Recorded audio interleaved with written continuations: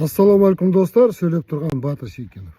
Кеше экология министрлігі ақпарат шығарды. Ана қырылып атқан киіктер кәріліктен өлді деп. Миллиондап өліп жатыр ғой.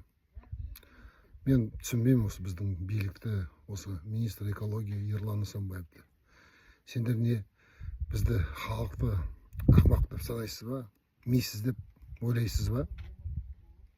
Енді мен осы Ерлан Каринға сұрақ қояйын деп едім. Бәріміз көріп отырмыз ғой. Халық, сіздер әрекет жасап жатсыздар, түсіндіріп жатсыздар. Енді мынау министрдің айтқан сөздері бұл не сөз?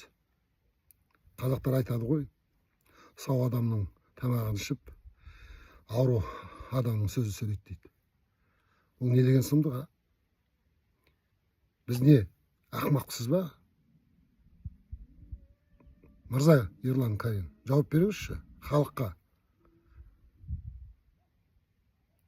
Қандай дейін бұндай адамдар бізде өкіметте министр болып жүреді? Қай себеппен осындай министрді ұстап отырсыз?